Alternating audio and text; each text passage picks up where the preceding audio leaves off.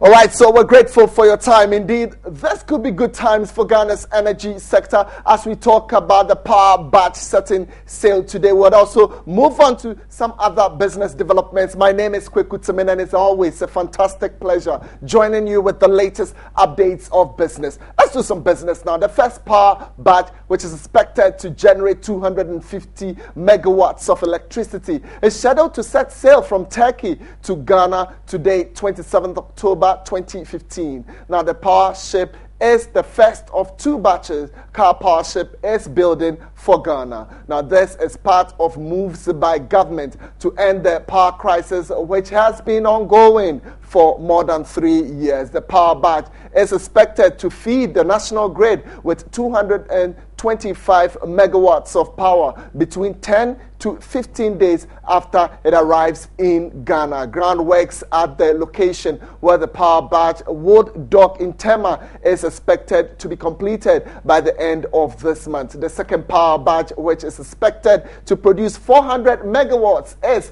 also expected to be delivered by the end of the first quarter of 2016. Now, the power batches were originally scheduled to dock at Tema Port in the first quarter of this year.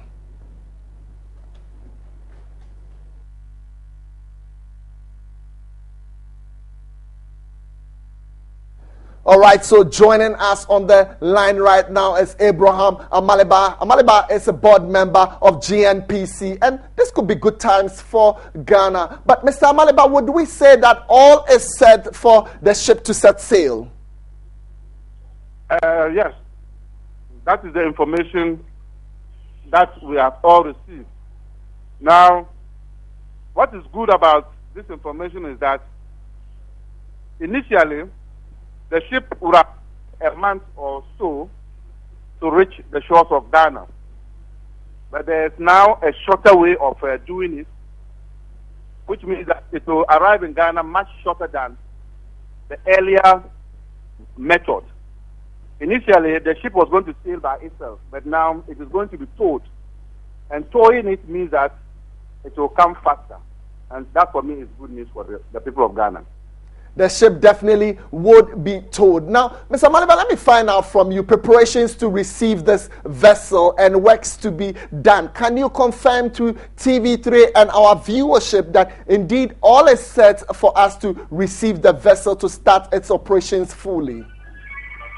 The platform, that is where the ship would dock. That's right. Has been prepared. All the civil works have been done. And so, before the ship arrives, that process would have been completed, or it's even completed now. It isn't now that we are going to start constructing where the ship will rest or where the ship will berth. And so, when the ship comes, it will dock or berth at a place that has already been prepared. What will now be left is the technical works, which will mean that we'll have to connect it to the national grid. That is what will be left. But the initial preparations are all completed. Interesting, the initial work to be done, all completed. We say fantastic and bravo to your team. You might not be an energy expert this afternoon, but let me try to find out from you. In your interactions with your colleagues and other board members, if this vessel arrives, is it in any way able to cushion the country out of the doomsday situation that we are experiencing at the moment? It will significantly improve the situation, but it will not be completely out. Don't forget that we have guaranteed 2 badges. Okay. It is only one which is coming. The other one will come later on. There are other thermal plants that are also being expanded in terms of the Asogle. And so we are looking at the combined effect of all this.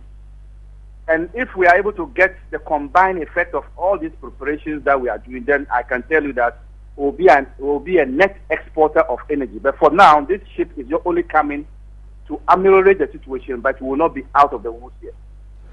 Mr. Maliba, thank you very much. He's a lawyer, and I appreciate the way you're charitable with your words, not hope raising our expectations overly. But let me say a big thank you to you. Let's move on to some trade summits happening, and here the third India-Africa Summit is taking place in New Delhi, India, from 26th October to 30th October 2015. Now, the five-day summit is to start with consultations on official level, followed by the head of states and governments level summit on the 29th October 2015, which is scheduled to have bilateral meetings on the 30th October 2015. Now, this is going to be a Modi government digest diplomatic outreach involving delegates from a large number of African nations. India's polling power and appeal for Africa have risen over the past years thanks to